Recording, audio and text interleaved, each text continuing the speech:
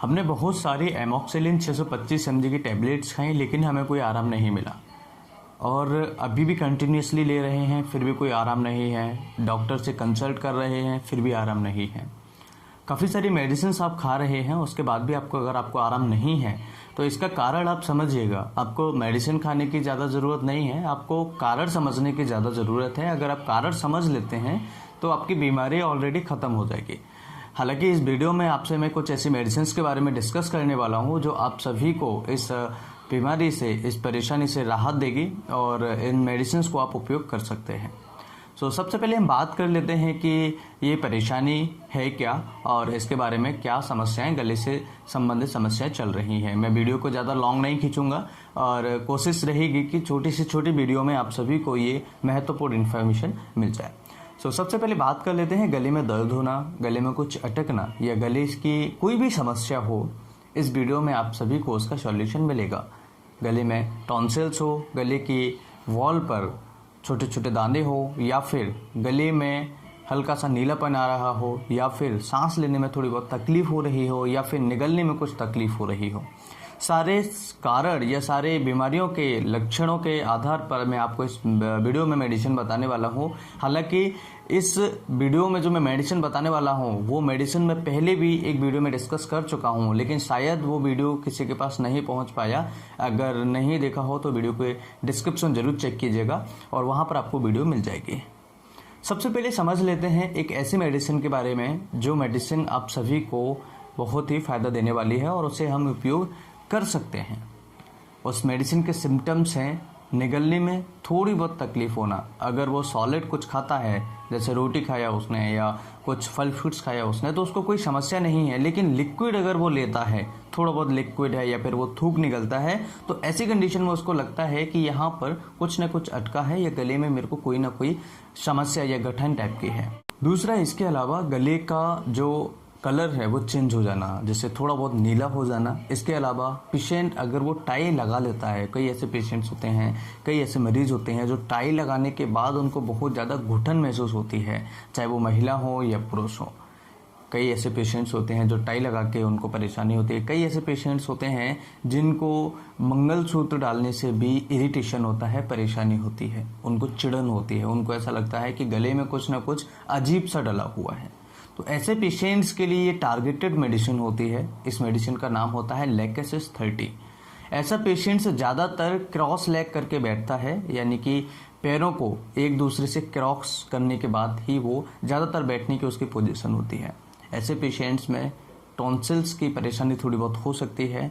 निगलने में बहुत ज़्यादा तकलीफ नहीं है, लेकिन जब थूक निकलता है या लिक्विड लेता है तो ऐसी कंडीशन में उसको परेशानी हो सकती है। इसके अलावा ऐसे पेशेंट्स में डिफ़िकल्टी ब्रीदिंग हो सकती है, यानी सांस लेने में थोड़ी बहुत परेशानी हो सकती है। कई पेशेंट्स को इस मेडिसिन में सांस लेने में तकलीफ नहीं होती है, थोड़ी बहुत खांसी हो सकती है। ऐसे पेशेंट्स बहुत ज़्यादा मोटे नहीं होते, ऐसे पेशेंट्स का वज़न ज़्यादा नहीं होता, यानी फैटी नहीं होते, उनका वज़न नॉर्मल होता है या फिर नॉर्मल से कम होता है। ऐसी कंडीशन में इस मेडिसिन का उपयोग कर सकते हैं। 30 पोटेंशी में इस मेडिसिन का उपयोग कर सकते हैं। जिन मरीजों को गले में दिक्कत है, गले से संबंधित समस्या है, गले में दाने हैं या फिर गले में नीलापन आ रहा है थोड़ा बहुत, तो ऐसे सब पेशेंट्स इस मेडिसिन को उपयोग कर सकते हैं। लेकिन ध्यान रहे, अगर गले के साथ में आपको अदर कोई समस्या है, जैसे बुखार है, बुखार के साथ में बीपी कम होना है, और इसके अलावा अगर पेशेंट को बहुत ज़्यादा सांस लेने में तकलीफ हो रही है या फिर उसका सैचुरेशन रेट कम आ रहा है, तो उसे डॉक्टर से कंसल्ट जरूर करना चाहिए, यानी कि डॉक्टर से मिलना चाहिए, डॉक्टर की सलाह उसको ज़रूर लेना चाहिए। इसके अलावा ऐसे पेशेंट्स में अगर कोई भी ऐसी हिस्ट्री होती है जो कहीं बाहर से घूम के आया है या फिर बाहर से किसी दूसरे स्टेट से अपने घर आए हैं, ऐसे पेशेंट्स को भी एक बार डॉक्टर से परामर्श लेना चाहिए। अब बात कर लेते हैं इस मेडिसिन को कैसे लेना चाहिए। 2 ड्रॉप्स आपको दिन में एक बार ले सकते हैं। जिनको कम समस्या है, जिनको ज़्यादा समस्या है, वो 2 ड्रॉप्स दिन में 2 बार ले सकते हैं। 30 पोटेंसी में आपको लेनी है सुबह और शाम, जिनको ज़्यादा परेशानी है। बच्चों की बात करें, 10 साल के नीचे के बच्चों को केवल 1 ड्रॉप्स दिन में केवल एक बार देनी है और उसके बाद ये मेडिसिन देने के बाद उनको 10 दिन बाद फिर से रिपीट करनी है। ध्यान रहे, मेडिसिन प्रेगनेंसी में यूज़ नहीं करनी है। बिल्कुल भी आप इसे यूज नहीं करें। दूसरी मेडिसिन मैं आपको बताने वाला हूँ, उसे हम बच्चों में भी उपयोग कर सकते हैं, बड़ों में भी उपयोग कर सकते हैं, ओल्डर सिटीजन्स यानी हमारे जो वृद्ध हमारे सिटीजन्स हैं उनमें भी हम यूज कर सकते हैं, और प्रेगनेंसी में भी हम उसे यूज कर सकते हैं। तो दूसरी मेडिसिन का नाम है फाइटोलक्का। फाइटोलक्का क्यू मदर टिंचर आपको लेना है। फाइटोलक्का एक ऐसा मेडिसिन है जिसमें टॉन्सिल्स की समस्या जिन मरीजों को होती है, चाहे वो फिलहाल में अभी हुई हो या लंबे समय से हुई हो, टॉन्सिल्स की समस्या के लिए रामबाण इलाज है। फाइटोलक्का मेडिसिन आप 30 पोटेंसी में उपयोग भी कर सकते हैं, यानी 2-2 ड्रॉप सुबह शाम ले सकते हैं। जिनको ज़्यादा परेशानी है, टॉन्सिलाइटिस या गले में दर्द है, वो दिन में 3 बार ले सकते हैं। और ऐसे पेशेंट्स को ये इससे गरारे भी करना चाहिए, यानी कि मदर टिंचर फॉर्म में आपको लेना है। मदर टिंचर फॉर्म को 100 ml पानी में आप मिलाइए। 100 ml पानी में मिला करके आप उसके 10 ड्रॉप्स उसमें मिलाइएगा, और 10 ड्रॉप्स मिलाने के बाद आपको गार्गल्स आपको करने हैं। दिन में 2 बार आप गार्गल्स कीजिए, 10-12 दिन तक आप कंटिन्यूस कीजिए, बिल्कुल ठीक हो जाएंगे, यानी कि मरीज को आराम मिलना स्टार्ट हो जाएगा। इसके अलावा फाइटोलक्का मेडिसिन के सिम्टम्स जो होते हैं, उसको ऐसा लगता है गले में कुछ अटक गया है, lump, feeling of lump in throat, यानी कि उसको गले में ऐसा लगता है कि कुछ गठन टाइप का या कुछ लंप टाइप का फंसा हुआ है, उसको कुछ भी निगलने में परेशानी होती है। लेकेसिस में ऐसा नहीं था, वहाँ पर क्या था कि पेशेंट जब थोड़ा बहुत निकल रहा था, उसको लिक्विड ले रहा था या थूक निकल रहा था, तब परेशानी हो रही थी। लेकिन यहाँ पर क्या हो रहा है, पेशेंट कुछ भी निकलेगा, कुछ भी खाएगा तो उसको बहुत ज़्यादा परेशानी आएगी। इसके अलावा टॉन्सिलाइटिस बहुत ज़्यादा महत्वपूर्ण है इस मेडिसिन का। टॉन्सिलाइटिस लंबे समय से हो या फिलहाल का हो, ऐसे पेशेंट को गार्गल्स भी करना चाहिए। जिन मरीजों को टॉन्सिल से गले में दर्द है, गले में छोटे छोटे दाने हैं सामने की वॉल पर, उन मरीजों को इस मेडिसिन से गार्गल्स करने की सलाह दीजिए।